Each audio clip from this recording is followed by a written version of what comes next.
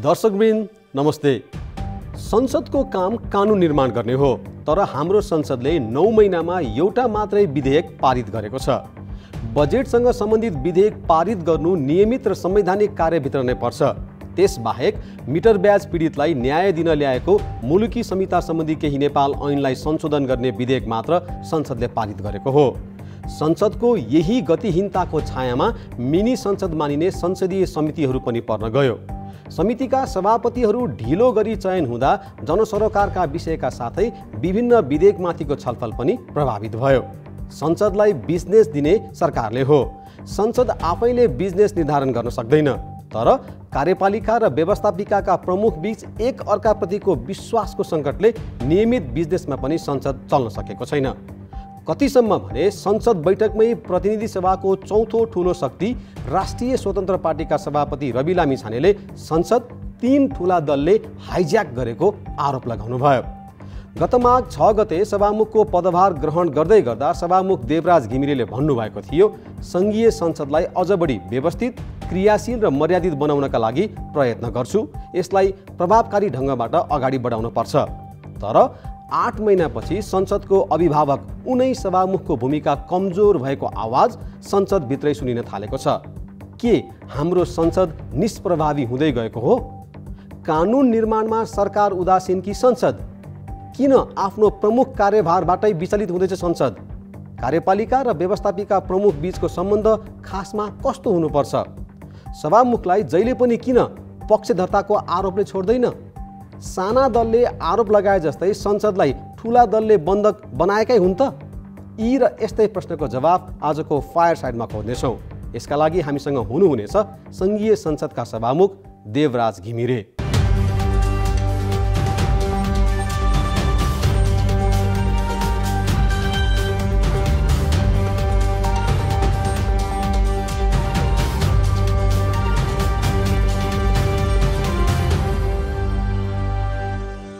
2056 सालमा राष्ट्रिय सभा सदस्य हुँदै संसदीय राजनीतिमा प्रवेश गरेका देवराज घिमिरे गत माघमा नेपालको 9औं सभामुख बन्नुभएको हो। गत निर्वाचनमा झापा क्षेत्र नम्बर 2बाट निर्वाचित घिमिरे एमालेको 10औं महाधिवेशनबाट स्थायी कमिटी सदस्य र कोशी प्रदेशका इन्चार्ज बन्नुभएको थियो। संसदमा पछिल्लो समय एमाले बाहेकका दलहरूले घिमिरेको दलगत पक्षधर्ताबारे आरोप लगाएपछि उहाँले आफ्ना सीमाहरू रहने बताउँदै आउनुभएको छ। सभामुखज्यू, यहाँलाई फायर साइडमा स्वागत छ। धन्यवाद छ। यो संसदको चालु दोस्रो अधिवेशनबाटै कुराकानी अघि बढाउन चाहे। यो कानुन निर्माणको कसीमा यो अहिलेको चालु अधिवेशनलाई कसरी लिने? कसरी भन्नाले यसलाई स्वाभाविक रूपबाटै लिनुपर्छ भन्ने मलाई त लाग्छ। स्वाभाविक रूपबाटै कानुन निर्माणको काममा अब संसदको अधिवेशनहरू जारी छ, त्यहाँ कामहरू भइरहेका छन्। त्यस मानेमा स्वाभाविक रूपबाट लिनुपर्ने स्थिति नै हो। संसदको प्रमुख कार्यभार भनेको चाहिँ कानुन बनाउने हो, तर हामी कहाँ चाहिँ यो कानुन बनाउने काममै विलम्ब भइरहेको छ। अब यसलाई कसरी प्रभावकारी भन्नेलाई? ठिकै हो, अब यसलाई प्रभावकारी नै भन्नुपर्छ भन्ने त मैले धेरै दाबी गर्दिनँ होइन, तर यसलाई प्रभावकारी बनाउनुपर्छ भन्ने सोच, भावना र प्रयत्नहरू केन्द्रित भएर गरेको खण्डमा यो प्रभावकारी बन्दै जान्छ र प्रभावकारी बनाउनुपर्छ बन्छ। कसले नबनाए भएर चाहिँ प्रभावकारी नभएको हो?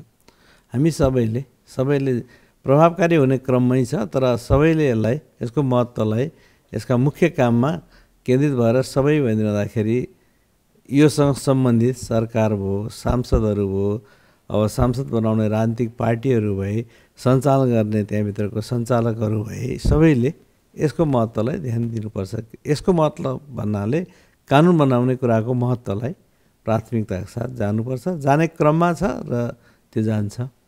त्यही ध्यान नदिएरै हो, जस्तो कि अब यो बजेट सम्बन्धी विधेयक र यो मिटर ब्याज पीडितहरूलाई न्याय दिन सम्बन्धी जुन केही नेपाल ऐन संशोधन गर्ने विधेयक बाहेक अरू विधेयक चाहिँ यो चालु सत्रबाट पारित हुन नसकेको त्यही महत्त्व नदिएरै हो?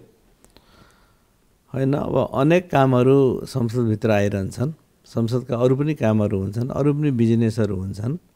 त्यो बिजनेसले अब यसको प्रक्रिया पनि अलिकति त्यही खालको छ। त्यो अन्य कामहरूले प्रक्रियागत ढङ्गबाट जाँदाखेरि केही ढिलो भए पनि यो त स्वाभाविक कुरा हो। कानुन बनाउने यसका निश्चित विधि, प्रक्रिया, समय, यी सबै कुराहरूको सापेक्षतामा ठिकै ढङ्गबाट गइरहेको छ। महत्त्व नदिएको भन्दा अझै बढी महत्त्व दिनुपर्छ भन्ने मात्रै हो। महत्त्व त दिएकै छ, त्यसअनुसार गइरहेकै पनि छ। तर अब जति प्राथमिकताका साथ ध्यान पुग्नुपर्ने हो त्यसमा कहिले कहिले ध्यान नपुगेका कुराहरूले पनि केही हदसम्म स्पिड लिने कुराहरूमा कमी भएको मात्रै हो। संसदको अभिभावक नेतृत्वकर्ता तपाईँ यो संसदको यो काम कारबाही देखेर सन्तुष्ट हुनुहुन्छ? सबै कुराहरू सापेक्षतामै हुन्छ।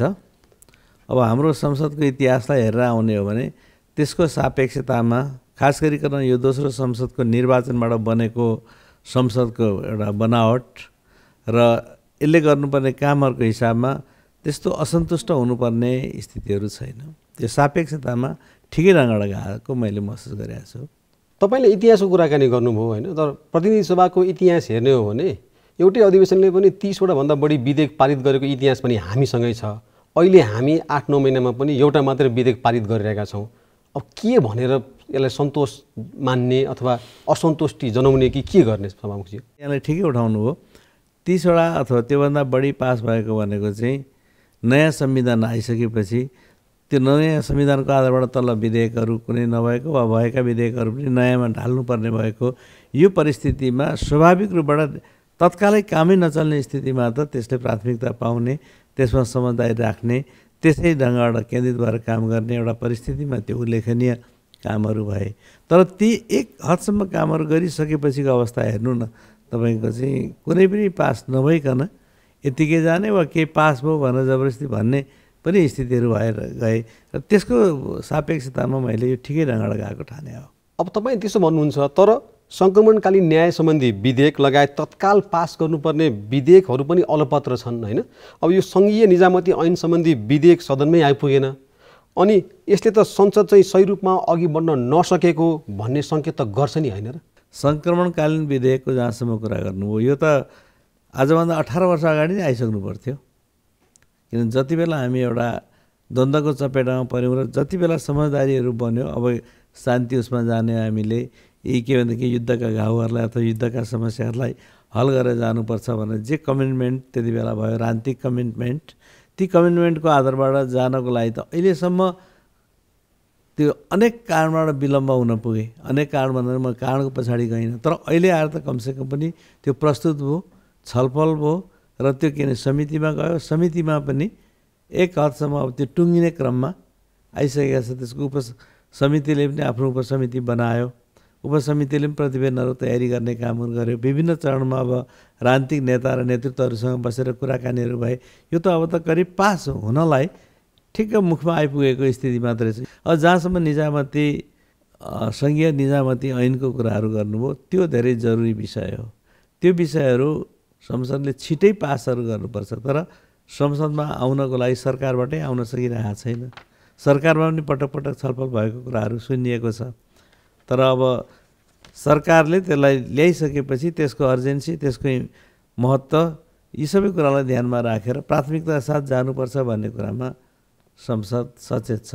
कानुन निर्माणलाई यहाँले भन्नुभएको जस्तो अब अघि बढाउने अथवा त्यो खालको चाहिँ तदारुकता देखाउने, त्यो हुटुटी देखाउने भन्दा पनि दलहरू आरोप प्रत्यारोपमै व्यस्त भए भन्ने गुनासो सुनिरहँदाखेरि संसदको नेतृत्वकर्ता र अभिभावकको हिसाबले चाहिँ यहाँको मनमा चाहिँ कस्तो लाग्छ? होइन, यसमा धेरै अस्वाभाविक मैले देखाएको छैन। यो तपाईँले भन्नुभएको के भइरहेको छ भने हाम्रो प्रक्रियाले के हुन्छ भने सैद्धान्तिक छलफलहरू गरेर यसलाई अगाडि बढाउने भन्ने कुरामा पुगिसकेपछि त्यो दफावार छलफल गर्ने, मसिनो गरी छलफल गर्ने समितिमा जान्छ। समितिहरूमै त्यसलाई टुङ्ग्याउने कामहरू हुन्छ र हाम्रो ल मेकिङको प्रोसिडियर नै त्यही हो र त्यो नै इफेक्टिभ पनि हो अहिलेसम्म देखिएकोमा। अब हामीले आएका यी विधेयकहरूलाई प्राथमिकतामै राखेका छौँ र प्राथमिकता साथ समितिमा पठाउने कामहरू गरेका छौँ। एउटा कुरा चाहिँ के हो भने जस्तो संविधान जारी भइसकेपछि यता आएर हेर्ने हो भने 2टा निर्वाचन भइसकेको अवस्था छ र त्यसपछि प्रतिनिधि सभाले यो संविधान कार्यान्वयनका लागि लिनुपर्ने जुन अग्रसरता थियो नि त्यो लिन नसकेको भन्ने त आवाज उठिरहेको छ नि। यसमा चाहिँ जिम्मेवारी कसले लिने?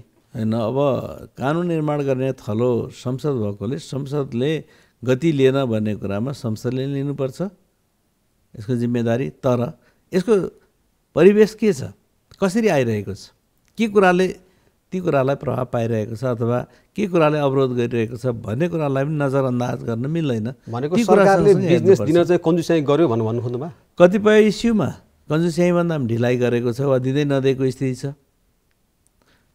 नआइरहेको स्थिति। जस्तो भन्नुहोस् न, शिक्षा सम्बन्धी विधेयक, अर्को नागरिकता सम्बन्धी विधेयक, यी विधेयकहरू सुरुदेखि नै संसदको मैले सभामुख भएर सभा सुरुवात गरेका दिनदेखि आम सांसदहरूबाट यिनीहरूको मागहरू आएको हो। त्यो समयक्रममा के हो भनेदेखि नागरिकता सम्बन्धी विधेयक राष्ट्रपतिबाट एक ढङ्गबाट आयो, त्यो पनि अब कहिले अदालतमा अड्किने कहिले फुकिने यस्तो हुँदै आइरहेको अब यो एउटा स्थिति रह्यो। शिक्षा सम्बन्धी विधेयक, अब विधेयक आयो भन्ने आछ, विधेयक आइसकेको छैन, सङ्घर्षका कार्यक्रमहरू बाहिर आएर चाहिँ एक ढङ्गले अवरोधहरू सुरु भएको छ। अब यस्तैको बिचबाट फेरि कतिपय कुरा मिलेन भनेर ढिला हुँदै हुँदै अब शिक्षा सम्बन्धी विधेयक आयो। शिक्षा सम्बन्धी विधेयक आएर छलफल गर्न पाएको छैन। फेरि के भनेदेखि सरकारवाला निकायहरूसँग अनेक खालका सम्झौताका कुराहरू आए, सरकारले त्यसमा सहमतिको कुराहरू आयो। यो सबै कुराले के हो त भन्दाखेरि आइरहेका विधेयकहरू समयमा नआएका र आएका विधेयकहरूले पनि एउटा प्रश्न दृष्टिकोण बोकेर अगाडि जानलाई केही ढिला भएका र यसको बावजुद पनि हामीले त यस्ता महत्त्वपूर्ण विधेयकहरूलाई प्राथमिकताका साथ लानुपर्छ भने अन्य सानातिना कुरा बहस छलफल गर्ने, अल्मलिने, रोकिने, विरोध हुने, संसद रोकिने यस्ता कुराहरूमा त्यसलाई समझदारीपूर्ण ढङ्गबाट अलिक बलजफ्ती पनि गरेर यी तमाम कुराहरू गरेर यसलाई त प्राथमिकताका साथ हामीले ठाउँमा पुर्याउने, अगाडि बढाउने तपाईँ त्यसो भन्नुहुन्छ सभामुखज्यू। तर संसदीय समितिकै एउटा अध्ययनले के देखाएको छ भने यो 40वटा जति कानुन निर्माण गर्नुपर्ने छ अहिले भनिएको छ, तर संसद चाहिँ अल्मलिएको छ क्या। फेरि संसद अल्मलिएको छैन, संसद आफ्नो काम गरिरहेकै छ। आएका विधेयकहरूमाथि छलफलहरू गर्नलाई अगाडि बढाउने काम बढाइरहेको छ र समितिमा गएर छलफल पनि भइरहेकै छ। अब 40वटा जति आउनेमा त अहिले जम्मा आएका अहिलेकै हिसाबले हेर्दाखेरि त 10-12वटा मात्रै आइसकेका छन्। यो निर्वाचन पछाडिको संसदमा 10-12वटा जति मात्रै आइसकेका छन्। अब त्यसमध्ये पनि तत्काल पास नगरी नहुने बजेटसँग सम्बन्धित तिनीहरू त पास हुने नै भए, अरू पनि इमर्जेन्सीको हिसाबबाट गर्ने कुराहरू त गरेरै गएको छ। तर अन्य कुराहरूले अल्मलिएको भन्नाले अन्य कारणले गर्दाखेरि खालि त्यसमा मात्रै केन्द्रित भएर टुङ्ग्याइहाल्ने गरी जानलाई केही अपेक्षा गरिएको, आवश्यकता परेको हिसाबले जानलाई केही कमी भएको छ। यो महसुस पनि भइरहेको छ। जो जननिर्वाचित संसद नै अलिक कमजोर हुँदाखेरि अथवा आफ्नो जुन कार्यभारबाट विमुख भइरहँदाखेरि यसले संविधान कार्यान्वयनमा बाधा पुर्याउँछ भन्ने चिन्ता चाहिँ लागेको छ नि यहाँलाई? संसदले जसरी काम गर्नुपर्थ्यो त्यसरी काम नगर्दाखेरि राष्ट्रले जे पाउनु पर्थ्यो, जनताले जे कुराहरूको अभाव महसुस गरिरहेका छन् ती कुराहरूमा उनीहरूले डेलिभरी पाउने कुराहरूको कमीले गर्दाखेरि यो हाम्रो दायित्व पुरा हुनमा कमजोरी भइरहेको छ भन्ने चिन्ता मलाई छ।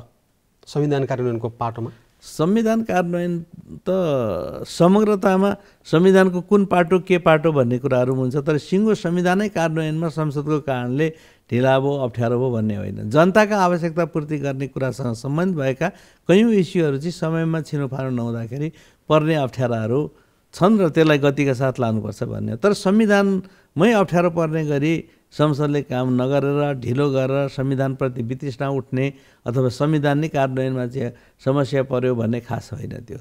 तर यसमा असन्तुष्टि त छ नि हैन सभामुख? होइन, एउटा विषय के हो भने सङ्घीय निजामती ऐन त्यो समयमा लिएर जाँदाखेरि धेरै कुराहरू संविधानका खास गरिकन तहगत प्रणालीमा अथवा सङ्घीय प्रणालीलाई काम गर्न प्रशासनिक हिसाबबाट अलिक बढी सजिलो हुन्छ।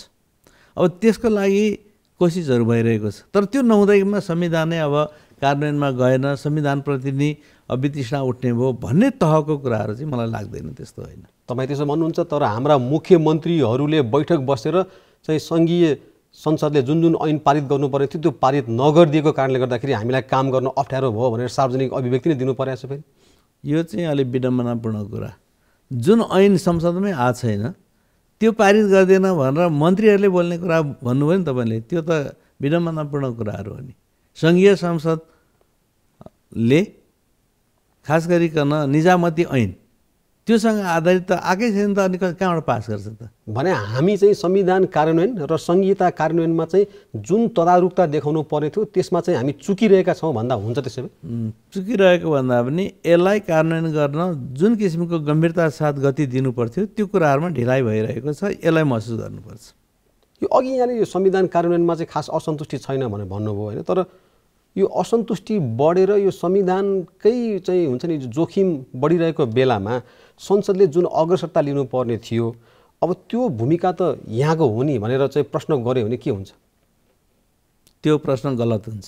किनभने सरकारले कुन कानुनको अभावमा काम गर्न सकेन भन्ने कुराहरू होइन नि। सरकारको पर्फर्मेन्स कमजोर भएर जनताले पाउनुपर्ने डेलिभरी अपेक्षाकृत नपाएर हरेक क्षेत्रमा, शिक्षामा, स्वास्थ्यमा, विकास निर्माणमा या सामाजिक सुरक्षामा या तमाम कुराहरूमा त्यो अपेक्षा पुरा नहुँदाखेरि, कानुनको अभावमा पुरा नभएको अथवा विकास निर्माणका पक्षमा कामहरू नहुँदाखेरि, संविधानमा कमजोरी भएर यो बाटो नबनेको, संविधानको कमजोरी भएर स्कुल नबनेको, संविधानको कमजोरी भएर यो पुल नबनेको या भौतिक पूर्वाधारहरू चाहिँ यो कारणले नबनेको भन्ने होइन नि। आज जनताहरूमा आइरहेका कुराहरू भनेका यी कुराहरूको अभावमा हो, डेलिभरीको अभावमा, चाहे जुनसुकै क्षेत्रमा हुन, शिक्षामा, स्वास्थ्यमा, समाजका अन्य कुरामा, भौतिक संरचनामा आदिमा। तर यसलाई यो प्रणालीलाई गाँच्दाखेरि संविधानसँग यो गाँच्ने कुरा भनेको त यसप्रतिको अब पूर्वाग्रह हो, यसको विरोध भनिरहँदाखेरि नि सभामुखज्यू। तर हामीले नै भनेको नि जनतालाई कि संविधान निर्माण भइसकेपछि अथवा जनताको आफ्नो हातले संविधान लेख्ने काम पुरा भइसकेपछि चाहिँ देशमा समृद्धि आउँछ, यहाँले भन्नुभएको सब खालको डेलिभरी हुन्छ भनेर बाचा गराएको अथवा त्यो सपना देखाएको त हामीले नै हुने होइन र? त्यसअनुसार प्रगति पनि भएको देख्नुपर्छ हामीले। मैले त देखिरहेको छु। त्यसअनुसार प्रगति भनेको सानो कुरामा केही ढिलाइ हुने बित्तिकै तुरुन्तै त्यसको विरुद्धमा जनमत आउने, विभिन्न ठाउँबाट दबावहरू दिने, त्यो सांसदको भूमिका हो कि संसदको भूमिका हो कि सभामुखको भूमिका हो कि सरकारको भूमिका हो कि सरकारमा कुन मन्त्रालयको, कुन मन्त्रीको, कुन विभागको कसको भूमिका हो, त्यो कुराहरूको बारेमा जुन एउटा अहिले अवेरनेस विकास भएको छ र जसरी त्यसलाई प्रेसर गर्ने कामहरू गरिन्छ, यो त हाम्रो यो प्रजातान्त्रिक प्रणाली अन्तर्गत भएको विकास हो नि, अथवा यो संविधान सम्मत ढङ्गबाट भएको कुराहरू हुन् नि। खालि यति हो, जनताका अपेक्षाहरू, आवश्यकताहरू जुन गतिका साथ जसरी हुनुपर्थ्यो त्यो नभएको कुराको विरोध र त्यो पनि विरोध व्यक्त गर्न दिने वातावरणको कारणले यो भइरहेको छ र भइरहेका कुराहरूलाई भन्दा हुनुपर्ने कुराहरू नभएको कुराहरूले बढी यसलाई छोपेर यो खालको कुराहरू भइरहेको छ। म त प्रष्ट ढङ्गबाट मलाई त के लाग्छ तपाईँहरू मार्फत म के भन्न चाहन्छु भने यो संविधान जारी भइसकेपछि दुई निर्वाचनको बिचमा जति विकास निर्माण प्रगतिहरू भएको छ त्यो तुलनात्मक ढङ्गबाट धेरै भएर आएको छ र यो त एकदम गर्व गर्ने चिजहरू छ। तर यसको मतलब यतिले पुग्यो भन्ने होइन, यतिमा सन्तुष्ट छु भन्ने कुराहरू गर्नु धेरै छन्। अझ गति दिएर जानुपर्छ, अघि चर्चा गरिएका या अब चर्चा गर्न बाँकी चिजहरू पनि मिलाएर जानुपर्छ। तर यो प्रणालीको कारणले, संविधानको कारणले, संविधानमै कार्यान्वयन गर्न अप्ठ्यारो भएको कारणले भन्ने कुरा चाहिँ यो राजनीति पूर्वाग्रह हो अथवा देखिएका समस्याको अतिरञ्जना हो, अति प्रचारित हो र यसको वास्तविकता र एउटा के भन्ने सापेक्षतामा देख्न नसक्ने कुराहरू हुन्। हिजो त यस्ता कुराहरू कयौँ भएर गएका थिए नि, तर कसले आवाज उठाउन सक्थ्यो, कसले टिप्पणी गर्न सक्थ्यो, टिप्पणीको कुन अर्थ हुँदैन थियो। तर अहिले त भएका कामको भन्दा पनि हुनुपर्ने कामको बारेमा धेरै कुराहरू हुँदाखेरि चाहिँ केही भएन छ भन्ने भान परेको छ। त्यो सङ्गठन मात्रै हो, त्यो भाष्य निर्माण भए मात्र त्यो होइन। त्यसो एक हदसम्म भाष्यहरूले बढी काम गरेको छ। अब म अलिकति एउटा दृष्टान्त जोड्न चाहेँ कि संविधान जारी भएको दिन संविधान सभाका अध्यक्ष सुभाष नेमाङले के भन्नुभएको थियो भन्दाखेरि संविधानले शासन पद्धतिका सिद्धान्तहरू तय गर्छ, संविधानले बुद्धि विवेक र क्षमता भने बाँड्न सक्दैन, तसर्थ संविधान राम्रो भएर मात्रै हुँदैन भनेर उहाँले भन्नुभएको थियो। के हामीले पनि बुद्धि विवेक र क्षमता नै अहिले गुमाउँदै गइरहेका हौँ त? उहाँले भने जस्तै गुमाउने भन्ने भन्दा पनि चाहिने चिजहरू जति हुनुपर्थ्यो, जति जरुरी छ त्यसमा कमी भाग हुन सक्छन् भने हामी पूर्ण क्षमतामा मन, वचन र कर्मले जसरी लाग्नुपर्ने थियो त्यो हिसाबले लाग्न सकिरहेका छैनौँ भन्नेमा चाहिँ यहाँ पनि हुन्छ। लाग्दा जति उपलब्धि गर्न सकिन्छ त्यो ढङ्गबाट नलागेको हुनसक्छ। अब यो आफ्नो भूमिकाको बारेमा कुराकानी गर्नु सभामुखज्यू। तपाईँ गत पुस 10 गते बनेको गठबन्धनको आधारमा सभामुख निर्वाचित हुनुभयो अथवा सभामुख बन्नुभयो। यो आफ्नै भूमिकालाई यसो फर्केर हेर्दाखेरि तपाईँ कतिको सन्तुष्ट हुनुहुन्छ? अब मेरो भूमिकाको बारेमा मैले आफैले भन्दा पनि यसले दिएका परिणामले देखाउने कुराहरू हुन्। अब परिणामले धेरै म सन्तोषजनक छुइनँ, सन्तोष मलाई छैन परिणाम जे आइरहेको छ त्यसले। तर जहाँसम्म आफ्नो कुराहरू कतिको गरेको छु भन्ने कुराहरू गर्दा मैले राम्रै गरी प्रयत्नहरू गरेको छु। प्रतिकूलताहरूलाई समाधान गरेर अनुकूलतामा बदल्नको लागि धेरै नै मेहनतहरू गरेको छु र विगतलाई हेर्दाखेरि परिणामत प्रतिकूलतालाई अनुकूलतामा लानलाई मैले राम्रो साथ सहयोग पनि पाएको छु र त्यसले केही निकासहरू दिएर पनि अप्ठ्याराहरूलाई अथवा गतिरोधलाई गतिहीनतालाई अथवा ढिलो गतिलाई गति दिने कुराहरूमा यी प्रयत्नहरूले साथ पाएर प्रगतिहरू भएकै छ भन्ने म तपाईँलाई भन्न चाहन्छु। सभामुख निर्वाचित भइसक्नु भएपछि यहाँले यो दलको आबद्धता त्याग्नु भएको घोषणा गर्नुभएको थियो, तर पछिल्लो समय चाहिँ यो दलहरू बीचको सन्तुलन मिलाउनलाई चाहिँ अलिक सकस देखिएको छ सभामुखज्यूलाई भनेर पनि सुनिन्छ नि, त्यस्तै फिल गर्नुभयो यहाँले? होइन, दलहरूको बिचमा सन्तुलन मिलाउने, दलहरूको बिचमा हार्दिकता विकास गर्ने, दलहरूको राजनीतिक चेतना उन्नत गर्ने, दलहरूको राज्य राष्ट्रप्रति उत्तरदायी बनाउने, दलहरूको आफ्नो कर्तव्यप्रति कर्तव्यशील बनाउने, यी सबै कामहरू सभामुखका होइनन्। यी आफैमा एउटा राजनीतिक स्तरका कुराहरू हुन्, राजनीतिक पार्टीका कुराहरू हुन्, राजनीतिक पार्टीहरूले लिएका नीति र व्यवहारका कुराहरू हुन्, तर ती कुराहरू संसदको लागि अपरिहार्य कुराहरू हुन्। उनीहरूको चेतना, उनीहरूका प्रयत्न, उनीहरूको संसद ऐन कानुन कार्यान्वयन सरकारको के भन्छ जनताप्रति राष्ट्रप्रतिको उत्तरदायित्व गर्ने कुराहरूमा उहाँहरूको भूमिका निश्चय पनि के भनेदेखि संसदमा प्रभावी हुन्छ। तर त्यसको मिलाउने, सन्तुलन गर्ने, सबै कामहरू गर्ने वा त्यसको दायित्व नै किन एउटा सभामुखले वा सांसदले गर्न सक्दैन। तर तपाईँलाई त त्यसैका आधारमा पनि हुन्छ नि, दलीय आबद्धता त्यागेको तर दलप्रतिको मोह चाहिँ त्याग्न नसकेको भनेर आरोप लाउँछन् फेरि। यो चाहिँ हाम्रो गाउँघरतिर भदौमा आँखा फुटेको डिङ्गो सधैँ हरियो देख्छ, चैतमा पनि हरियो देख्छ भन्छन् क्या। त्यो भनेको विगत त्यस्ता गरेका हारका आँखाले पनि त्यसरी देख्न सक्छन्। अर्को पूर्वाग्रहपूर्ण आँखाले हेरिसकेपछि त्यो चस्माको रङको आधारबाट बाहिर देखिन्छ भन्छ नि, त्यसरी पनि हुनसक्छ। अब जहाँसम्म सभामुखको पक्षपातपूर्ण व्यवहारहरू भयो भन्दा म चाहिँ यसलाई के भन्छु भने भयो होला, त्यस्तो देखियो होला, तर कहाँ देखियो भन्ने कुरालाई भन्न सक्नु पऱ्यो नि। केमा देखियो, कुन इस्युमा देखियो, त्यो इस्युमा पक्षपातपूर्ण ढङ्गबाट काम गरे बापत त्यो इस्युको परिणाम बेठिक आयो भन्ने कुराहरू हुनु पऱ्यो नि। अब त्यस्तो भए जस्तो मलाई लाग्दैन। भए जस्तो लाग्दैन भने त्यस्तो छैन र नि त्यो आएको छैन। मैले अब 79 साल माघ 6 गते शपथ ग्रहण गरे हो सभामुखको। त्यहाँबाट अहिलेसम्म आएर मैले जति नेतृत्व गरेँ या यो ठाउँमा बसेर काम गरेँ, यो पक्षपातपूर्ण ढङ्गबाट काम गरेको कारणले यो भएन भन्ने कुरा त कहीँ पनि त्यसरी आएको छैन। तर सांसदहरूले नै के आरोप लाउँछन् भने कि सभामुखज्यू कि यहाँले चाहिँ नि जस्तो बोल्न दिने बेलामा पनि प्रमुख प्रतिपक्षी दल नेकपा एमालेलाई अलिक बढी समय दिने अनि अलिक बढी उहाँहरूप्रति चाहिँ पक्षधरता लिनुभयो भनेर आरोप लाउँछन् कि यहाँले। यो आँखाको कुरा मैले गरेँ नि, त्यही हो। त्यो आँखा कस्तरी अथवा चस्मा कस्तो लगाएर हेरेको छ त्यो कुराहरू हो। अब चस्मा नै के भनेदेखि रङ्गिन लगाएर हेरेपछि त त्यो रङको असर त त्यहाँ देखा पर्छ। अब जहाँसम्म तपाईँले घटनाको कुराहरू गर्नुभयो, अब मैले अहिलेसम्म अहिले त उपकरणहरू पनि छन् नि, घडीहरू छन्, टाइमिङ देखाउँछ, सबैले के भनेदेखि रेकर्ड गरेका छन्, कसले कति बोल्यो कति बोलेन। यस्तो गर्नुपर्ने पनि छैन, त्यसो गरेर बिग्रेको पनि छैन होला, काहीँ अलिक बढी घटी दियो होला।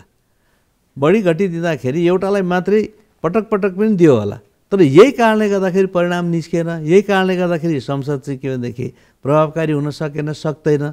सभामुख चाहिँ यस कारणले गर्दा पक्षपाती भयो भन्ने जुन निष्कर्ष निकालिन्छ त्यस्तो यो चाहिँ मनोगत कुराहरू हो। गरियो होला भनिरहँदाखेरि मैले सत्ता र प्रतिपक्ष हुन्छ मूलतः संसदमा। प्रतिपक्षको काम सत्ताले गरेका कामहरूको बारेमा टिका टिप्पणी गर्ने, आलोचना गर्ने, यसो गऱ्यो भने हुँदैन, यसो गर्नैपर्छ भन्ने हो। त्यहाँबाट आएका कुराहरूलाई समेत ध्यानमा राखेर सरकार मार्फत सांसदहरूले पनि सरकारलाई साथ सहयोगहरू गरेर कामलाई प्रभावकारी बनाएर लाने त्यो काम चाहिँ सत्ताको हो।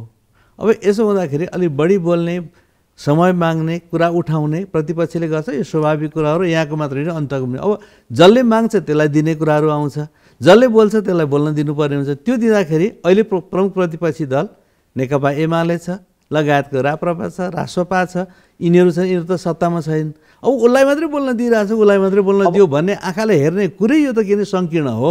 त्यस्तो बात छैन। त्यसो भनिरहँदाखेरि जस्तो यहाँको पक्षधर्ता अथवा निष्पक्ष रहन सक्नु भएन भन्ने आरोप लागिरहँदाखेरि यहाँले के भन्नुभएको थियो भने कि मेरा पनि सीमाहरू छन् भनेर भन्नुभएको थियो होइन। त्यो सीमा भनेको कस्तो सीमा हो? यो दलीय सीमा हो कि अरू नै सीमा हो? होइन, सीमा भनेको यस्तै बोल भनेर सभामुखले भन्न मिल्दैन। अब सभामुखले भन्ने भनेको दलका सचेतकहरू मार्फत भन्ने हो। यस्तै बोला भनेको एउटा उदाहरणको लागि म तपाईँलाई भनौँ, असंसदीय भाषा प्रयोग नगर्नुहोस्, अशिष्ट भाषा प्रयोग नगर्नुहोस्, प्रत्यक्ष एकले अर्कालाई घोचेर नाम उच्चारण गरेर भन्ने कामहरू नगर्नुहोस्। यी हाम्रा के भने एउटा सामान्य प्रणालीका कुराहरू हुन्, त्यहाँभित्र गरिने एक्टिभिटीका कुराहरू हुन्।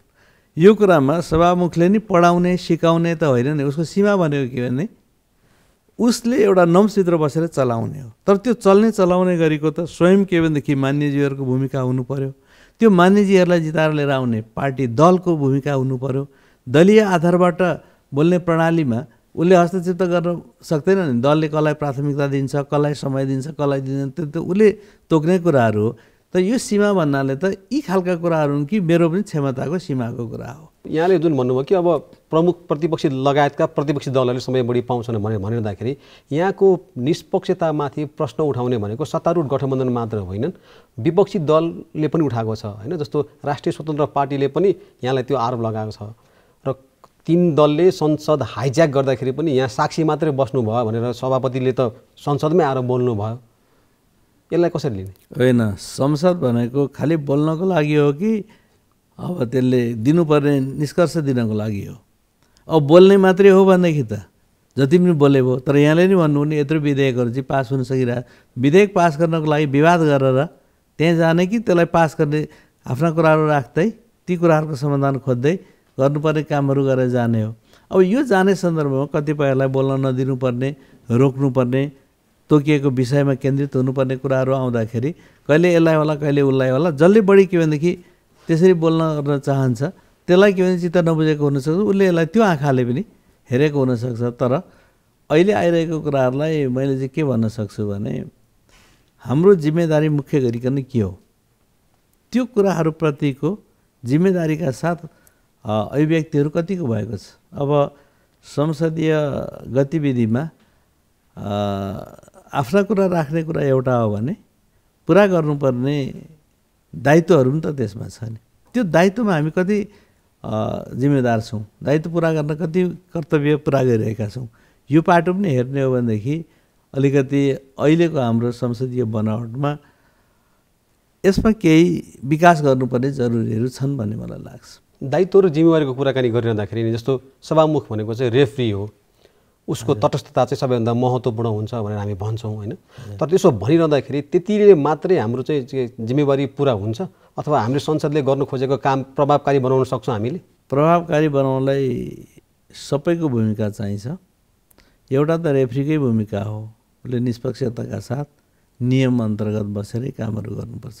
तर खेल राम्रो होस् है भन्नको लागि खेलाडीहरूलाई त्यहीँ देखाउने, सचेत गर्ने, अब चेतावनी दिने आदि हुन्छ नि खेलका नियमहरू, त्यो पनि त रेफ्रीले साथसाथै गरिरहेको हुन्छ। आजको खेल सकिसकेपछि अर्को खेलको लागि उसले चाहिँ अब खेलको क्याप्टेनलाई अथवा क्लबलाई कसलाई हो, के भन्नुपर्ने हो, के बिग्रिरहेको छ त्यो पनि भन्छ। तर त्यति भन्ने बित्तिकै खेलाडीहरूको स्तर स्वाटै त्यसले भनिदियो, अब उक्सिहाल्छ त हुँदैन। त्यसैले गर्दाखेरि सबैको भूमिका हुन्छ। त्यो भूमिका हुँदाहुँदै पनि अब आफ्नो ठाउँबाट त्यो कर्तव्य पुरा गर्नको लागि गरिने प्रयत्नहरू, मेहनतहरू, त्यसले पार्ने असरहरूको बारेमा दलीय व्यवस्थामा दलहरू अथवा पार्टी प्रणालीमा पार्टीका लिडरहरू त्यसअनुसार जानुपर्छ। अब आफ्ना कुराहरू राख्न एकपल्ट पाएन भन्दैमा हाइज्याक, अब ओहो यो त हाइज्याकर रहेछ भन्ने ढङ्गको, अब यो कति ठिक कति बेठिक। अनि त्यही बोल्न दिने कुरा पनि यो त इस्युको कुरा होला, तपाईँले यहाँ कुरा उठाउँदाखेरि त्यो बोल्न दिँदाखेरि हुने परिणाम के हुन्छ, दिँदा ठिक कि बेठिक, अब यसको माप कसले कति बेला छुट्याउँछ, अनि कहिले छुट्याएपछि चाहिँ त्यो ठिक गर्यो कि बेठिक गर्यो भनेको रिजल्ट कसले निकाल्छ? यी त सामान्य एउटा अन्डरस्ट्यान्डिङका कुराहरू हुन्।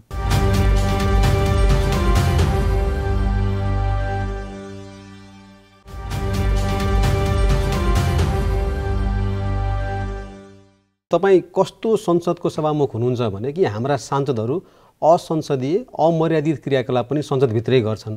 बोल्न नदिएको झोकमा एकजना सांसदले लुगा खोलेको त तपाईँले नै देखिहाल्नुभयो, साक्षी नै हुनुभयो। तर त्यस्ता हरकतहरू अथवा क्रियाकलापहरूलाई चाहिँ निरुत्साहित गर्नेमा चाहिँ अलि सभामुखको भूमिका देखिएन भने भन्नेहरू पनि छन् नि। फेरि होला त्यस्ता कुराहरू होलान्, तर कारबाही मात्रै ठुलो कुरा होइन, शिक्षा ठुलो कुराहरू, महसुस गराउने ठुलो कुराहरू हो र समस्याको बावजुद पनि निकास निकाल्ने ठुलो कुराहरू हो। र त्यो मामलामा त मैले अहिलेसम्म तपाईँले भनिरहँदाखेरि घटनाहरूलाई हेरेँ भनेदेखि मैले ठिकै रोल खेलेको छु भन्ने मलाई लाग्छ। तर यसमा योभन्दा कडा जानु पर्थ्यो, निष्कासन गर्नु पर्थ्यो, चेतावनी दिनु पर्थ्यो, आदि गर्नु पर्थ्यो भन्ने कुराहरू पनि ठिक हुन सक्ला यिनीहरूलाई हेर्ने कुराहरू, तर मलाई त्यस्तो लाग्दैन। किनभने रेफ्रीले त सिटी फुक्ने मात्रै होइन, रेड कार्ड पनि देखाउन सक्छ नि फेरि होइन खेलमा। त्यस्तो पनि गर्नुपर्छ, किन त्यो तहको गल्ती भइसकेपछि त गर्नु पनि पर्छ, तर त्यो तहमा पुगिहालेको छैन र पुग्दैन भन्ने मलाई विश्वास पनि छ। यो सरकारको जवाफदेहिता भनेको चाहिँ संसदमा बिजनेस दिनुपर्ने हो होइन। सरकारले बिजनेस नदिइरहँदाखेरि अथवा दिन नचाहँदाखेरि पनि सरकारलाई अझ बढी जिम्मेवार बोध गराउनका लागि चाहिँ सभामुखको भूमिका पनि उत्तिकै अपरिहार्य हुन्छ भन्नेहरू पनि छन्। तपाईँ त्यस्तो ठान्नुहुन्छ? यो चाहिँ अलिक गाह्रो छ, किनभने प्रधानमन्त्री हाम्रो के भने मर्यादाको हिसाबले पनि राष्ट्रपति उपराष्ट्रपति पछाडि तेस्रो के नै ऱ्याङ्क एन्ड फाइलमा हुनुहुन्छ। दोस्रो कुरा, सरकार एउटा के भनेदेखि कार्यकारी स्वायत्त भूमिकामा रहेको संस्थाको रूपमा छ। त्यस्तै गरी संसदको विधायिकी रूपबाट एउटा स्वायत्त एउटा ठाउँमा छ। अब सरकारका काम कारबाहीलाई कानुनी रूपबाट यसले के भनेदेखि व्यवस्थित गरिदिने कुरा सँगसँगै कार्यान्वयनमा उसले कसरी काम गर्दैछ भन्ने कुरालाई मोनिटरिङ गर्ने काम पनि संसदको हो। यो कुराहरूमा सरकार संसदप्रति जति उत्तरदायी भएर कामहरू गर्छ त्यति के नै जनताले पाउनुपर्ने डेलिभरीहरू अथवा संसदले बनाएका कानुनहरू कार्यान्वयन कसरी भइरहेका छन्, कार्यान्वयनबाट परिणामहरू के आइरहेछ, त्यसको आधारमा अब ऐन कानुनहरू कसरी बनाउनुपर्छ, कस्ता बनाउनुपर्छ, यो कुराहरू थाहा पाइन्छ।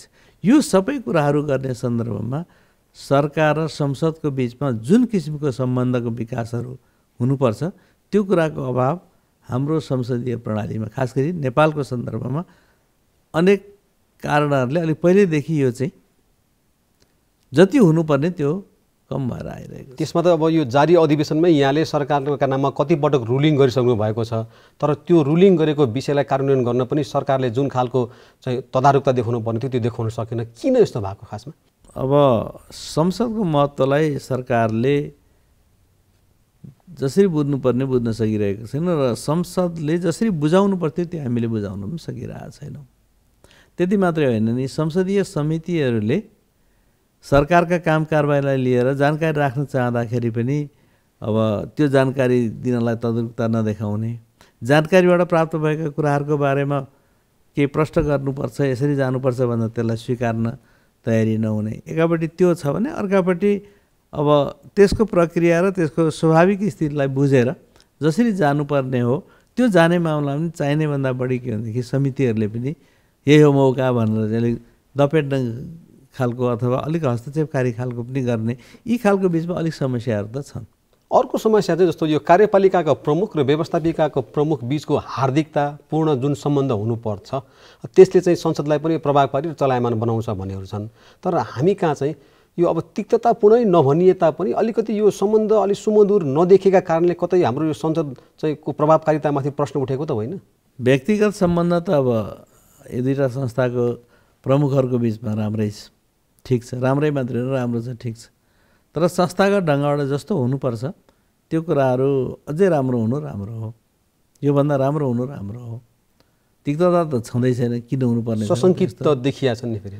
यो विगतदेखि नै आएको हो क्या, तर मलाई त शङ्का केही लाग्दैन, किन ठिकलाई ठिक बेठिकलाई बेठिक, अब यो गर्न नमिल्ने गर्न नमिल्ने, गर्नुपर्ने र गर्नुहुने कुरालाई यसरी लिएर आउनुहोस् गर्ने भन्ने कुरामा संसदको तर्फबाट मैले खेल्ने भूमिकामा कुनै त्यस्तो छैन। तर विगतैदेखि एकले अर्कालाई हेर्ने कुराहरूमा चाहिँ केही न केही हदसम्म त्यस्तो रहेको मैले पनि अनुभूति गर्छु, किनभने विगतको सम्बन्ध धेरै तिक्तताबाट गुज्रेको थियो।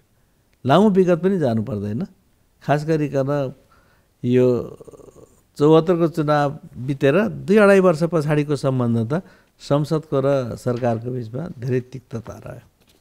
अलिक पछिल्लो कारणमा आएर प्रतिपक्ष र सत्ताको बिचमा पनि त्यही सम्बन्धको कारणले गर्दाखेरि अलिक सौहार्दपूर्ण ढङ्गबाट बहस छलफलहरू नभइकन पासफेलका घटनाहरू अन्यलताको बिचबाट कुन पास भएको कुन पास नभएको भन्ने कुराहरू यो ढङ्गको देखियो।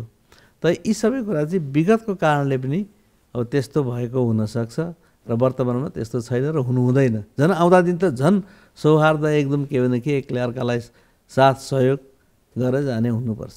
तर भन्नेहरूले के समेत भनेका छन् भन्दाखेरि जुन गठबन्धन बनेर यहाँ सभामुख बन्नुभएको थियो त्यो गठबन्धन भत्केर अहिले अर्कै खालको गठबन्धन बनिसकेपछि तपाईँको यो काम गर्ने शैली मात्रै होइन कि यसको प्रभावकारितालाई लिएर पनि प्रश्न उठेका छन् भनेर भन्छन् नि फेरि। प्रश्न त पोजिटिभ उठ्नुपर्ने हो यसले, किनभने हिजोको एउटा गठबन्धनबाट बहुमत मलाई प्राप्त भएर म सभामुख भएँ।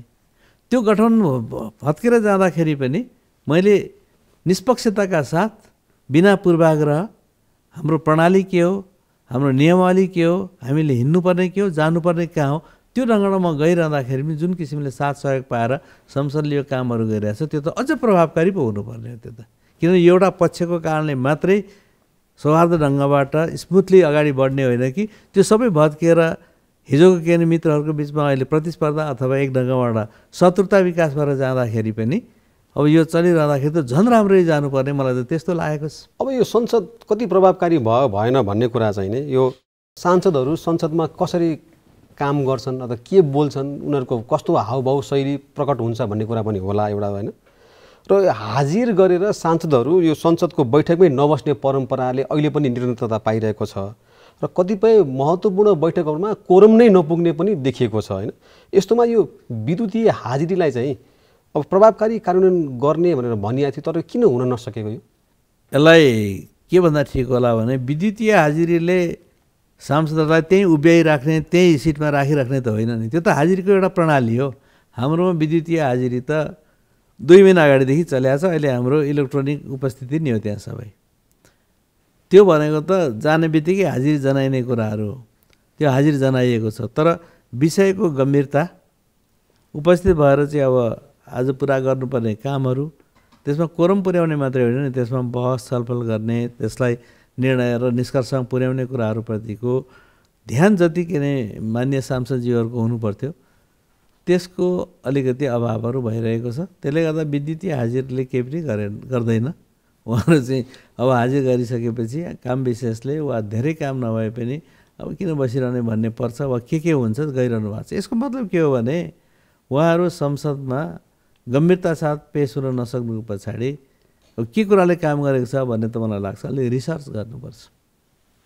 अब सभामुखको सभा सञ्चालनमा रहेका कविले त्यस्तो हुन सक्दैन, किन विषयमाथि बहस छलफलहरू जारी छ। सभामुखले त के गर्छ र त्यहाँ? सांसदहरू गम्भीर छैनन् विषयमाथिको बहसमा भनेर भन्नु खोज्नुमा? संसदलाई गम्भीर बनाउने कुराहरूमा सबै कम्पोनेन्टहरूको कम्पोजिसन जसरी मिलेर जानुपर्छ वा जे कुराको महत्त्वका साथ त्यहाँ बहस छलफलहरू हुनुपर्छ त्यो कुराको केही अभावले पनि होला उहाँहरूको इन्टेन्सन नभएको। तर उहाँहरू आफै पनि आफ्नो कर्तव्यबाट जसरी जानुपर्ने हो मैले पनि 3-4-5 पल्ट सायद यसो सम्झिँदाखेरि कोरम नपुगेर चाहिँ अब हाम्रा विषयहरू चाहिँ थाती राख्नु परेको छ। सांसद भइसकेपछि चाहिँ जनप्रतिनिधिको थलोमा गएर बहस गर्नलाई पनि उनीहरूसँग समय नहुने अथवा त्योभन्दा अर्को महत्त्वपूर्ण काम के हुन्छ सांसदहरूको खासमा कोरम नपुग्ने अवस्था आउनलाई भने? होइन, संसदहरूको काम मुख्य गरी त विधायिकी काम नै हो अथवा संसदमा बहस छलफल गर्ने र अब प्रस्तुत भएका बिलहरू पारित गर्ने, प्रस्तुत नभएका बिलहरू प्रस्तुत गर्नुपर्छ भनेर सरकारको ध्यान आकर्षण गराउने, मागहरू गर्ने र जनताको दैनिक जीवनमा परिरहेका असरहरूलाई संसद मार्फत अभिव्यक्त गरेर समाधान खोज्ने, सरकारले गरिरहेका काम कारबाहीहरूलाई खबरदारी गर्ने, टिप्पणीहरू गर्ने, सरकारको ध्यान केन्द्रित गर्ने, यी कामहरूमा जनताको प्रतिनिधित्व गर्ने थलो संसद हो। त्यो काम नै मुख्य गरी उहाँहरूको पहिलो काम हो। तर यो काम सँगसँगै उहाँहरूका जनताका दैनिक समस्याहरू जस्तो कोही मान्छे बिरामी भयो, राम्रो औषधि उपचार पाएन, औषधि उपचारको लागि शरीर त्यहाँ गएर हेर्नुपर्ने भयो, उसलाई सान्त्वना दिनुपर्ने भयो, त्यहाँको व्यवस्थापनसँग भेट्नुपर्ने भयो, वा काहीँ उत्सवहरू भयो त्यो उत्सवमा आफ्नो जनप्रतिनिधि चाहिँ आइदिनु पर्यो भनेर उत्सव बनाउनको लागि बोलाएको हुने भयो। काहीँ मरौमराउ भयो, अप्ठ्यारो भयो, अथवा ऊ जनताको प्रतिनिधि भएकाले जनताका यस्ता भावनासँग, व्यवहारसँग, दैनिक जीवनसँग गाँसेका कुराबाट ऊ अछुत हुन त सक्दैन। सांसद मात्रै होइन, जस्तो तपाईँलाई पनि कुराकानी गर्ने हो भने झापा क्षेत्र नम्बर 2 का मतदाताले अझै पनि चाहिँ सभामुख कम र पार्टीको नेताको रूपमा बढी हेर्ने गरेको छ भनेर सुनिन्छ। जस्तो विकास निर्माणको कामदेखि लिएर अघि यहाँले भन्नुभएको काममा पनि लाउन सहयोग गरिदिनु पर्यो भनेर फिर्याद माग्न आउनेहरू पनि धेरै छन् भनेर सुनिन्छ। तपाईँले त्यस्तो फिल गरिरहनु भएको छ? त्यो हाम्रो देशको अहिलेको समस्या हो।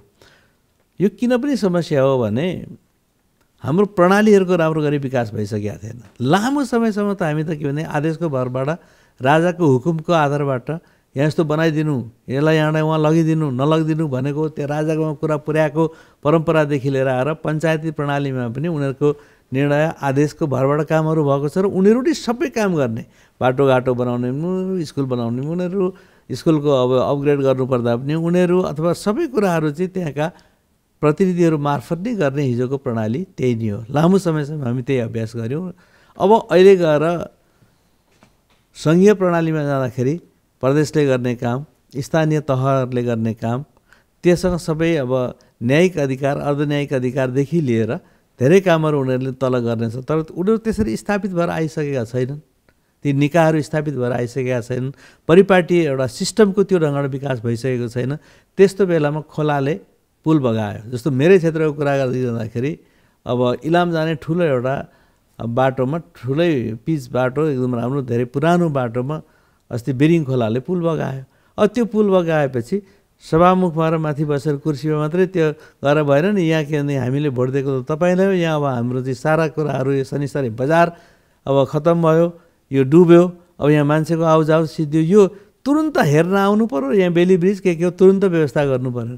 मैले कोसिस गरेर गरिरहेको छु, त्यो पुल बनाउन म लागिरहेकै छु। त्यसको लागि मैले यहाँ खट्दाखेरि सभामुखले त अब राष्ट्रिय अन्तर्राष्ट्रिय के भनेदेखि समस्याहरूको बारेमा चाहिँ निकास दिने गरी सोच्नुपर्ने, खास गरी इन्टरनेसनल के भनेदेखि संसदीय अभ्यासका के भने प्र्याक्टिसहरू नेपालमा कसरी लाग्नुपर्छ, बरु त्यसमा अध्ययनमा जानुपर्ने, एउटा पुल हेर्न त्यहाँ जाने हो र भनेपछि संसदको सभामुखले समेत आफ्ना मतदाताहरूलाई चाहिँ यो सांसदको अधिकार भनेको विधायकी हो भनेर बुझाउन नसक्ने अवस्था हुँदाखेरि एउटा अर्को सामान्य सांसदले कसरी बुझाउला त? कसरी लिने यसले? केही त समय पनि लिन्छ। अर्को त मलाई लाग्छ हाम्रो प्रणालीलाई प्रभावकारी ढङ्गबाट स्थापित गर्ने कुराहरू सँगसँगै यी कुराहरू हटेर जान्छ। अब समय लिनुको मतलब के भने उनीहरूले माथि पठाएको आफ्नो प्रतिनिधि, चाहे त्यो प्रधानमन्त्री होस्, चाहे के त्यो सभाको सभामुख होस्, होइन, संसदको, अब उनीहरूको त्यो आवश्यकता पूर्ति गर्ने निकायमा कुरा कसले पुर्याउँछ, को मार्फत हुन्छ त भन्दा त आफ्नै प्रतिनिधि खोज्ने भयो। तर जब त्यहाँको पालिकाहरू जिम्मेदार बन्छन् वा त्यहाँको प्रदेश सरकार जिम्मेदार बन्छ वा तत्सम्बन्धीका निकायहरू जिम्मेदार बन्न जाने एउटा प्रणाली भइसकेछ, नीतिगत कुराहरूमा मात्रै लाग्दा पुग्छ सांसदहरूले पनि र सभामुखले पनि।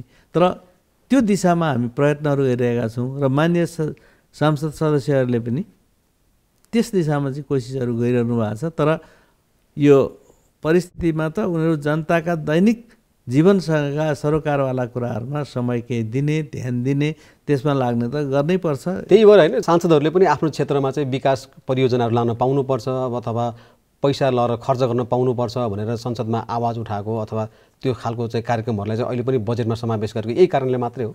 हाम्रोमा के छ भने, हाम्रो भन्दा नेपालमा के छ भने अहिले संसदहरूले के काम गर्ने भन्दा उसले देशको कार्य सञ्चालनमा अथवा कार्यपालिकालाई चाहिने कानुनहरू बनाउन र कार्यपालिकालाई ती कानुनहरू कार्यान्वयन गरेर जनताको जीवनमा परिणाम निकाल्ने गरी काम गर्न सघाउने अथवा काम गराउने अङ्ग निकाय हो भन्ने बुझाइ छैन। हाम्रो बुझाइ के छ भने कसले बाटो बनाइदिन्छ, कसले स्कुल बनाइदिन्छ, कसले मन्दिर बनाइदिन्छ, कसले पुल बनाइदिन्छ, कसले यहाँ के कुलो ल्याइदिन्छ, कसले कृषि अथवा खानेपानी जे समस्याहरू छन् जनताका त्यो चाहिँ मैले पुरा गर्छु भनेर बाचा गर्नुपर्ने। ल यो बाटो त मलाई खोजेर बसेर छ, मैले बाटो बनाइदिन्छु भनेर चाहिँ मत माग्नुपर्ने। त्यो मतमा चाहिँ अब उनीहरूले त्यो आश्वासन अथवा त्यो घोषणा, त्यो भनाइप्रति आधारित भएर चाहिँ के मतदानहरू गर्ने, यो खालको परिपाटी हामीसँग अहिले पनि छ। त्यसले पनि के भनेदेखि सांसदहरू त्यस्ता कामहरूमा बढी लाग्नेछ। तर यो अस्थायी कुराहरू हो र यो अव्यवहारिक कुराहरू यो त सिस्टमबाटै लानुपर्छ, यसमा सबैले ध्यान दिनुपर्छ भन्ने मलाई लाग्छ। यो अहिले जस्तो बजेटको कुराकानी गर्दाखेरि अब अहिले संसदको बजेट पनि घटेर आएको छ होइन। यो बजेट घटेर आउँदाखेरि तपाईँहरूलाई कार्य सञ्चालन गर्न चाहिँ कतिको सहज असहज के छ? यो त बडा गम्भीर स्थिति छ। अब यदि सरकारको यही पोजिसनबाट हो भने त संसदलाई प्रभावकारी ढङ्गबाट सञ्चालन गर्ने भनेको त शनिबार पनि काम लगाउनु पर्यो, बिहान पनि काममा जुट्नु पर्यो, बेलुका पनि काममा जुट्नु पर्यो, अनि दिउँसो पनि काममा जुट्नु पर्यो। त्यो खालको व्यवस्थापन त सबै गर्नु पर्यो नि। तर त्यो गर्न पाएन भनेदेखि त यसले त्यो गर्नको लागि त उनीहरूलाई अतिरिक्त सुविधाहरू दिनु पर्यो, ओभर टाइमको पनि उनीहरूलाई हेरिदिनु पर्यो, आउने जाने साधनहरू दिनु पर्यो, यी सबै कुराहरूको प्रबन्धहरू गरेर जानु पर्यो। यो कुराहरू गरेर नपाउँदा त स्वाभाविक रूपबाट काम प्रभावकारी ढङ्गबाट गर्न गाह्रो हुन्छ। त्यो खालको अप्ठ्यारो चाहिँ अब सुरुवात भएको छ संसदमा पनि। निकै ठुलो के भनेदेखि बजेटको अभावमा कामका चुनौतीहरू आइरहेका छन् र जुन मात्रामा मैले अघि भन्दै थिएँ, जुन मात्रामा देशमा बजेट अब हाम्रो चाहिँ कम छ अथवा के भनेदेखि आर्थिक स्थिति हाम्रो खस्केर गएको छ भन्ने छ, त्यसको तुलनामा हिजो सरकारले ल्याइरहेका थुप्रै अनगोइङ साना ठुला प्रोजेक्टहरू पनि कटौतीमा परेका छन्। अहिले आम्रोबाट त्यस्ता योजनाहरू जनताको बिचमा जानै सकिरहेका छैन, गएकाहरू पनि नाम मात्र गएका छन्, काम हुने खालका छैन। जस्तो भन्नुहोस् न, अत्यावश्यक परेको एउटा पुलमा चाहिँ 5 लाख 3 लाख बजेट छुट्टिएको छ। त्यसले न के भनेदेखि त्यसको डिपिआर तयारी हुन्छ, न सोइल टेस्टहरू त मात्रै भयो। अब यो पैसा के हुन्छ? अब यो पैसा त प्रयोग गर्नै नसकिने हुन्छ, त प्रयोग भयो भने दुरुपयोग हुने स्थितिमा छ। यस्ता खालका समस्याहरू प्रशस्तै छन्। सभामुखजी, अब अलि यो संसदीय समितिहरूको प्रभावकारिताको बारेमा कुराकानी गरौँला। अहिले केही प्रसङ्ग त यहाँले पनि उब्काउनु भएको थियो होइन, मिनी संसद भनिने संसदीय समितिहरू पनि खास प्रभावकारी हुन सकेनन् र भनेर यिनीहरूको प्रभावकारितामाथि पनि प्रश्न उठेको छ। तपाईँले चाहिँ कसरी हेर्नु भएको छ यसलाई? समितिहरू प्रभावकारी छैनन् भन्ने कुरामा अलिक वस्तुगत स्थितिलाई नबुझिकन पनि यो परेको वा टिप्पणीहरू आएको हुनसक्छ। त्यो भनेको के भने संसदको प्रभावकारिता समितिहरू मार्फत नै हुन्छ, किन कैयौँ कुराहरू समितिहरूमै गर्नुपर्छ, गर्न सकिन्छ।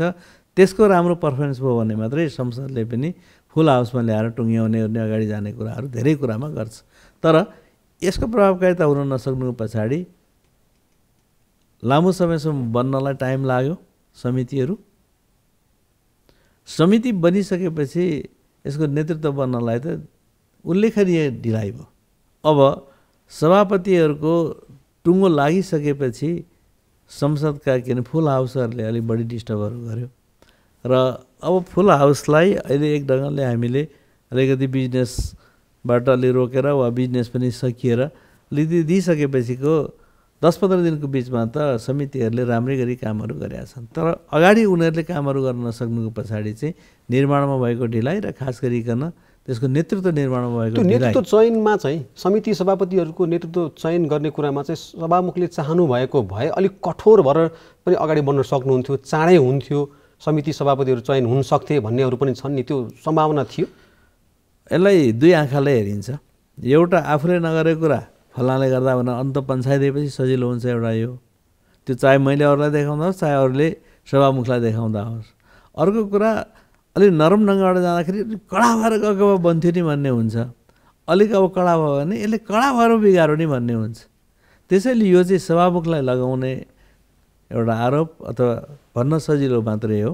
मेरो भूमिका यतिको भएर मात्रै के भनेदेखि यो समयमा यो समितिहरू यही समयमा जुन समय ढिलो त भयो बन्न सके, नेतृत्व पायो र मेरो भूमिका ठिक छ भन्ने मेरो दावा छ। जस्तो प्रतिनिधि सभाको नियमावलीमै पनि सभामुखले चाहेको दिन समितिका सभापति चयन हुने त छ नि, होइन? व्यवस्था छ, त्यो व्यवस्था छ। तर दलीय प्रणालीमा दलहरूको बिचमा चाहिँ समझदारीपूर्ण ढङ्गबाट नेतृत्व नबनाएर ल आज तोक, लु आज भोटले जसलाई ल्याउँछ त्यसलाई भन्यो भने त्यसले काम गर्नै सक्दैन नि। भोलिबाट ती तानातान ती हानाहानमा जान्छ।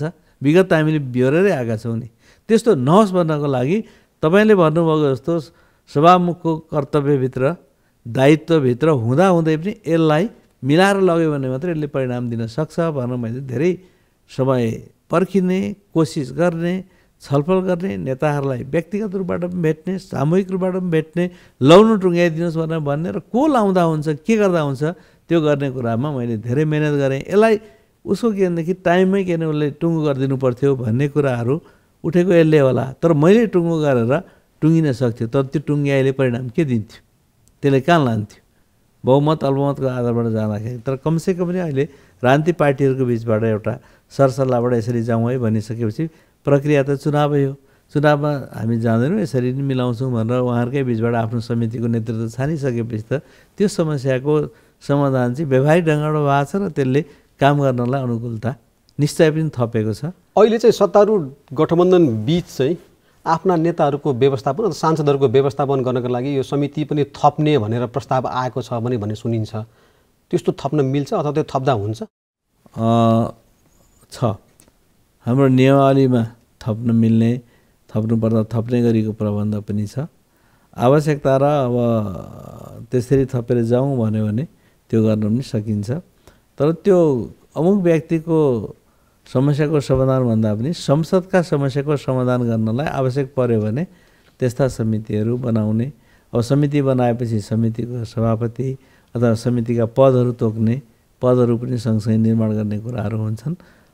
त्यस्तो पर्यो भने गर्न सकिन्छ, गर्नु पनि पर्छ।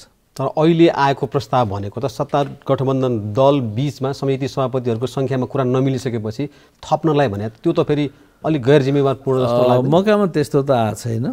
तर अब त्यस्ता आन्तरिक कुराहरू केही भयो भने ती कुराहरूलाई ध्यान दिने कुरा अव्यवहारिक त कतिपय छन्, त्यसलाई रोकेर जानुपर्छ। त्यो व्यवहारिकै छ, ठिकै छ भने त्यस्तालाई गरेर पनि जान सकिन्छ। त्यो ठाउँ चाहिँ हामीले राखेकै छ। यो समितिको क्षेत्राधिकारलाई लिएर पनि विभिन्न प्रश्नहरू उठ्ने गरेका छन् सभामुखज्यू। अब यसलाई कसरी समाधान गर्ने? यसलाई अब सम्भव भएसम्म क्षेत्राधिकार तोकेरै समितिहरू निर्माण गर्नुभन्दा अगाडि नै कुन समितिले के हेर्ने भनेर गरिएको छ। काहीँ क्षेत्राधिकार चाहिँ डबल भयो अथवा अन्यल भयो भने टुङ्गो गर्नलाई सभामुखको निर्णयले टुङ्गो गर्ने भनेको छ। त्यसको पर्यो भने सभामुखले यसलाई तपाईँले हेर्नुहोस्, यसलाई उसले हेर्नुहोस्, अथवा यसलाई तपाईँ नहेर्नुहोस्, यसलाई तपाईँले नछाड्नुहोस् भनेर पनि टुङ्ग्याउनु पर्ने हुनसक्छ। तर त्यो क्षेत्राधिकारका कारणले त्यस्तो समस्या आइहालेको छैन। सानातिना आएकालाई त्यसका सभापतिहरूको बिचमा राख्ने, छलफल गर्ने, संयुक्त बैठक बोलाइदिने, संयुक्त बैठकले त्यसको निकास दिने, यी खालका कुराहरू गर्न सकिन्छ। त्यो दिशामा सुरु पनि भएको छ। सरकारकै कतिपय मन्त्रीहरूले चाहिँ के भनेका छन् भने यो समितिले चाहिँ अनावश्यक रूपमा बोलाएर दुःख दिने गरेको छ भनेर गुनासो पनि गर्छन् होइन। यो हतारमा बोलाउने परिपाटीले पनि कतै यस्तो चाहिँ अवस्था निम्तिएको त होइन? अब अलिक नबुझिकन अलिकति भावनामा बगेर अथवा आवश्यकता कुन हदसम्म त्यो नभइकन बोलाउने ओर्ने केही भएको भए समीक्षा पनि होला। तर अघि पनि अलिकति चर्चा गऱ्यौँ हामीले। त्यो के हो भने सरकार संसदप्रति उत्तरदायी हुने, संसदले सरकारका काम कारबाहीहरूको निगरानीहरू गर्ने, कार्यान्वयनमा मद्दत पुर्याउने र कानुनकै पनि अब पूर्व मूल्याङ्कनहरू गरेर परिवर्तन गर्नुपर्ने, संशोधन गर्नुपर्ने या नयाँ कानुन ल्याउनुपर्ने, यी सबै कुरा त के भने सरकारको मोनिटरिङ गर्ने ठाउँ त संसद हो नि। यसको बुझाइको अभावमा यी कुराहरू हुनसक्छ। तर संसदको अङ्कगणितलाई हेर्ने हो भने जुन खालको अलिकति हुन्छ नि विशिष्ट खालको परिवेश अथवा अलिक गाह्रो खालको अवस्थाबाट पनि हाम्रो संसद गुज्रिएर आएको थियो। तर अहिले यसो हेर्दाखेरि चाहिँ त्यो अवस्था छैन। सभामुखले चाहिँ यसलाई मजाले सभा सञ्चालन गर्न सक्नुहुन्छ। तर त्यसमा पनि अलि अलमलमा सभामुख देखिनु भयो भनेर भन्नेहरू पनि छन् नि। किनभने हामी कहाँ बजेट लाँदाखेरि अर्थमन्त्रीको ब्रिफकेस फुटालेका घटनाहरू पनि भएको थियो संसदभित्र, अनि त्यसपछि कुर्सी हानाहान पनि भएको थियो। तर अहिले त्यो अवस्था त छैन नि। हिजोको त्यो अवस्था भन्दा अहिले नयाँ अवस्था छ। यो नयाँ अवस्थामा राजनीतिक पार्टीहरूको भूमिका दलीय आधारबाट कसरी प्रभावकारी बनाउने र यो अहिलेको व्यवस्था अन्तर्गत आफूलाई कसरी स्थापित गर्ने भन्ने कुराहरूको स्पष्ट योजना र प्रयत्न दलीय आधारबाट कतिको हुनसक्छ त्यसमाथि भर पर्छ। हिजोको यहाँले भन्नुभयो जस्तो हिजोको परिस्थितिको अप्ठ्यारो एउटा हो। अहिलेको परिस्थिति भनेको धेरै दलहरू र धेरै दलहरूका आफ्ना आफ्ना के भनेदेखि प्रयत्नहरू र अब त्यो प्रयत्नमा चाहिँ अब संसदीय परिपाटीलाई ठिक ढङ्गबाट कार्यान्वयन गर्दै परिणाम दिने कुराहरूमा जति जिम्मेदार र गम्भीर हुनुपर्थ्यो ती कुराहरूप्रतिको केही अलिकति अनदेखाका तरिकाहरू यी जस्ता कुराहरू पनि जिम्मेदार छन्। तर अब मजाले लान सक्नु पर्थ्यो भन्ने कुरामा चाहिँ मजाले लाने प्रयत्नमा हामी छौँ र त्यो प्रयत्नमा अगाडि पनि जाँदैछ।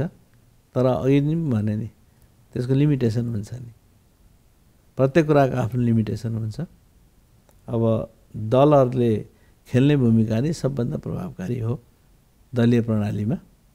अब दलहरूको भूमिका चाहिँ अब यी हाम्रा तय भएका प्रणालीहरूमा आइरहेका विषयहरूमा घटिरहेका घटनाहरूमा यी दलहरूको जिम्मेवारी कतिको हुन्छ, सरकार यसप्रति कतिको तद्रुपताका साथ पेश हुन्छ, उसले किन गर्नुपर्ने कर्तव्यहरू समयमा कतिको गर्न सक्छ, गरेका कुराहरू गर्न नसकेका कुराहरू यस कारणले गर्न सकिने यो चिजहरू चाहियो भने कतिको आउँछ, यी सबै कुराहरूमाथि भर पर्छ। अब लामो समयसम्म अब सुन तस्करी काण्डमा अब संसद अड्केर बस्यो। अब मैले एउटा नागरिकको पनि हैसियतले हेर्ने भने यस्तो कुरामा अड्किनुपर्ने केही कुरै होइन नि, तर अब टसलहरू त्यहीँ बनेर जाने। अब बल्ल बल्ल एउटा तिथिमिति तोकेर चाहिँ यस दिन चाहिँ समिति बनाउने भनेर सदन चलाउने एउटा निकास निस्क्यो। सदन त चल्दै गयो, तर त्यो समयभित्र लामो समयसम्म जाँदाखेरिसम्म पनि समितिहरू बनेन। भने हाम्रो राजनीतिक दलको नेतृत्व चाहिँ तपाईँले भने जस्तो संसदलाई राम्ररी सञ्चालन गर्ने अथवा यसलाई चाहिँ प्रभावकारी बनाउनेमा अलि चाहिँ कन्जुसाइ गर्छन् भनेर भन्नुहुँदा संसदलाई मात्र हेर्दाखेरि एउटा त्यसप्रतिको पनि समस्याहरू हो भन्ने मलाई आफूलाई फिल भएको छ, मैले त्यो अनुभूति गरेको छु। अर्कातिर सरकार र संसदको बिचको सम्बन्धको कुरा गरिरहँदाखेरि सरकार पनि संसदप्रति जति जवाफदेही भएर जानुपर्छ नि, त्यो कुराको अभावमा यी कुराहरू भइरहेछ। सभामुखज्यू हामीलाई समय दिनुभयो, यहाँलाई धेरै धन्यवाद। ल, यहाँहरूको कार्यक्रमलाई पनि मेरो धेरै धेरै धन्यवाद छ।